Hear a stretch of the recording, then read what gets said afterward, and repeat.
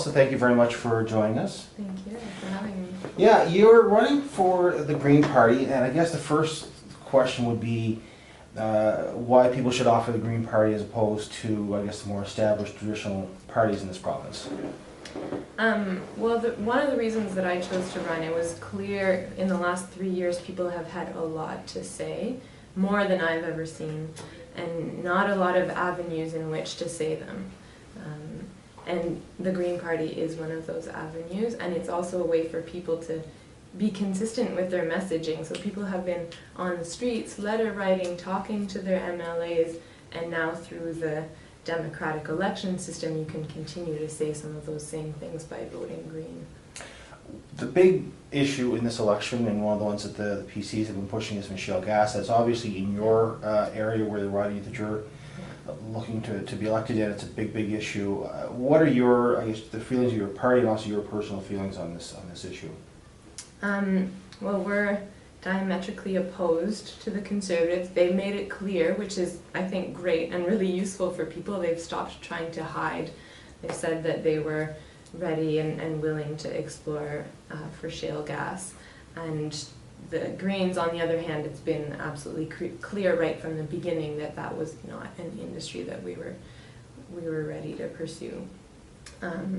Personally, I'm an organic farmer, and I was telling some folks that 2 years ago there was some testing right on my road on Pleasant Ridge, and it felt really like crazy and really brought it to light when I was like standing in my field picking these delicious strawberries, but understanding that no matter what effort I put into preserving that land, that, you know, if there's fracking going on 10 kilometers away, then that's pretty irrelevant. So it really is a community and a provincial project to care for our land.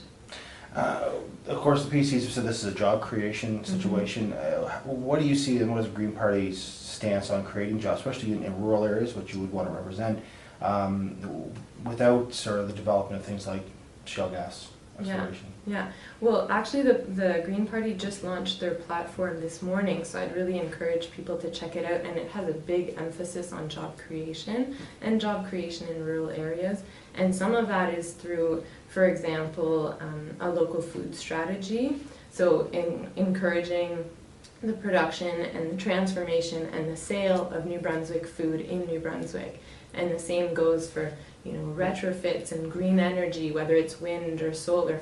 That can create a ton of jobs. There's an interesting and really simple little graph as well on the website of how many jobs are created by oil and gas industry versus by renewables, and it's 6 to 8 times more with renewable energy. So not only are we doing something good for, you know, the planet and our future, but we're also creating more jobs than we could with oil and gas.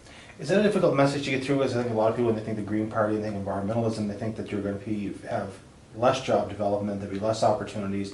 Is that something that that you've got to kind of push through that message? Well, the Green Party is it's becoming more and more powerful or strong now, and it's sort of fitting in with where people are at too. So I think that we're not trying to push our message as much as people are really desperate to find that message, or both are kind of happening at the same time. People are coming to that realization on their own. What about on the issue of healthcare? That's obviously something that people are obviously concerned about. We have an aging population. Health is people access to doctors, healthcare. Where do you stand on that, and your party stand on that? Again, the platform would be a really good place to check, and it's really like user-friendly and a nice read. But one of the big pillars is the creation of a more holistic care system. So having these community health care centers where you could have access to a dietitian and of course nurses and doctors and even, you know, massage therapists, but this like complete cycle of care that people could access in their communities is really important. And your riding, what are you, because you've got a fairly large riding, what are some of the issues that you're hearing about as you're campaigning? Of course, shale gas, and I think shale gas fits into a bigger picture. People have been fighting for a long time, you know, more than 3 years, and sometimes it's hard to see it as something, you know, bigger than that, and to step back and say, okay, well, shale gas is obviously important and we need to fight this, but we also need to ensure that once this fight is over, that then it's not a fight against the pipeline, and then it's not a fight against, you know, whatever else the oil and gas industry is going to send our way. Which is, I think, our big distinction, the Green Party versus other parties, even though some are on the fence, or even saying that we should call for a ban against fracking.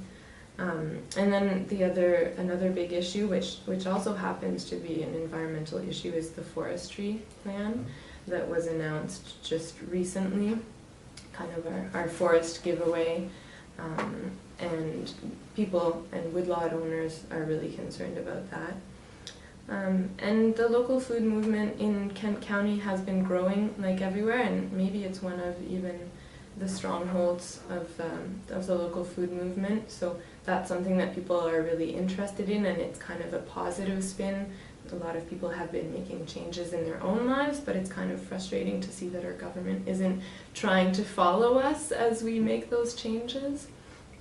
And of course, jobs. You know, the western exodus, that touches everyone throughout the province, and especially with young people too.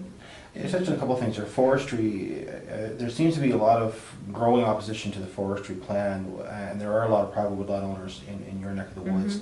What are you hearing specifically from them about this plan?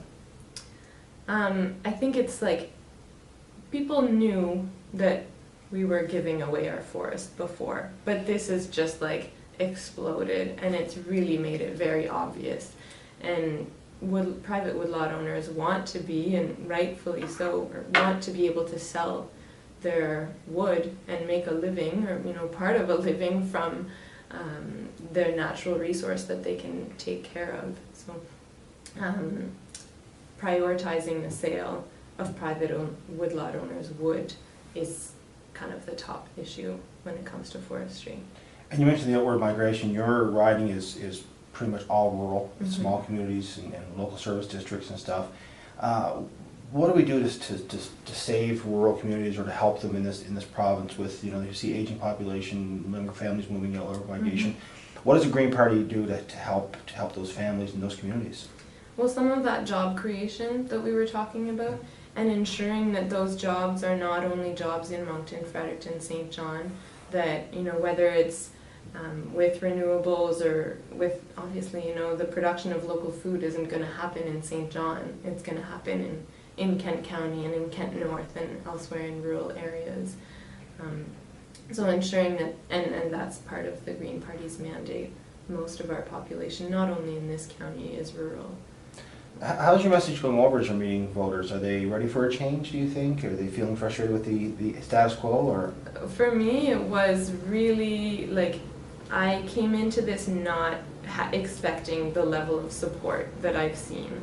And so I had to pause early on before the campaign started to say, like, okay, people are really, really willing to invest time and energy and money, and they want this change to happen, so I need to be willing to jump in it and go 100% or more, and to follow them. So yeah, in terms of volunteers, in terms of people just calling to show and showing their support, yeah, it's pretty clear. There's obviously some big discussions to be had. It's a huge change for some people, even though there's some people that are like so opposed to shale gas, or so opposed to the forestry plan, or so in line with what the Green Party is saying. It's just not in their instinct to vote green.